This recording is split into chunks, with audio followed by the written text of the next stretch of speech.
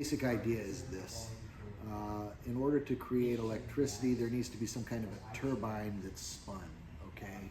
And this is true of whatever the power plant is, be it wind, well, the exception of maybe solar. The general idea is there's some kind of a turbine that needs to be spun, and this turbine then generates electricity. You can see an example of this idea if you look at an electric motor. As a matter of fact, I got a couple of motors behind you over there. If you take an electric motor and you spin it around the output, around the shaft, you can actually create electricity. And the idea of a power plant is very similar to electric motor. It's just in reverse, if that makes any sense, and a much larger version of it. You need to produce steam, and then the steam will then turn the generator. It'll turn the turbine, which will spin inside this generator and create electricity. The electricity is then distributed across the power grid, and that's a very basic sort of overview. This particular diagram, you have something that's being burned, whether it's coal, whether it's natural gas, whether it's nuclear. Again, it doesn't really matter, but you've got steam being produced. The steam is then contained inside of this chamber, and then it is pumped into a room that has the turbines. It will spin the turbine. This turbine then turns the generator. The generator creates electricity, and then you have these water coolers. They're constantly taking cold water, putting it through a pipe that's called a condenser, or in reality it's probably a series of pipes, a large amount of pipes, and it's pumping cold water through those pipes, and that cold water then helps condense the steam that was used to turn the turbine, and that steam is then collected and then sent back into the system. The idea of condensing is removing energy, removing some kind of heat out of that system and transferring it somewhere else, be it by air or by water. It makes no difference. The function is the same.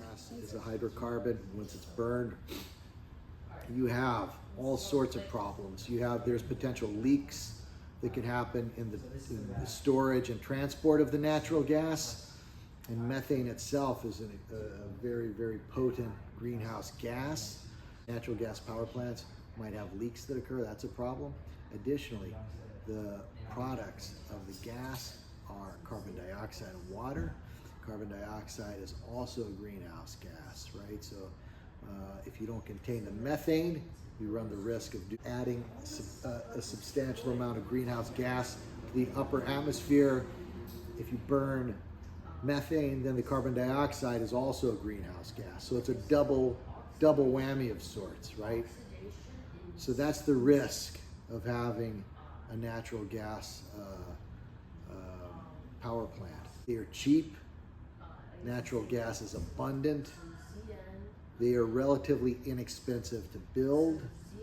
They are relatively small. They have a small footprint compared to an alternative, which I favor, which is nuclear. Nuclear is extremely expensive. Nuclear waste storage is an issue that's not easily overcome. But, and of course also, the risk of nuclear is a meltdown. There's been several very, very high profile nuclear meltdowns, right? And the public, that's caused a lot of fear with the public in general. But the trade-off of that is that you're producing emission-free electricity. And that's something you need to think about, right? The tons and tons of greenhouse gases that are currently being produced to satisfy the world's electricity needs is detrimental to our overall well-being. I think that particularly people in your generation that didn't experience nuclear meltdowns like Chernobyl, like 3 Mile Island, and in some cases like Fukushima, I think it might be more open-minded to the notion that bringing more nuclear online, I think personally, is going to be beneficial for everybody. But again, there's huge obstacles in doing that. The cost of building a nuclear plant, the time it takes, and also the storage of nuclear waste. All of those things combined together. And of course, this distaste for a potential nuclear, the distaste of nuclear power in general by certain segments of the population, I think all combine to make it extremely challenging to sort of make that push that, in my opinion, needs to happen.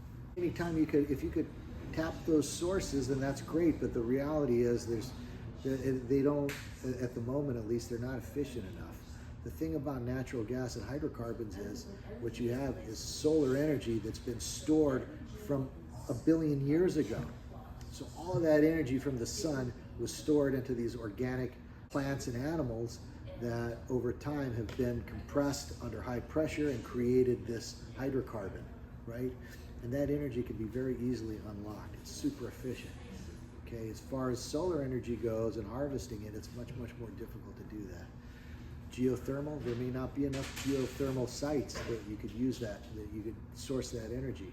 Or with, same goes for wind, the conditions have to be right.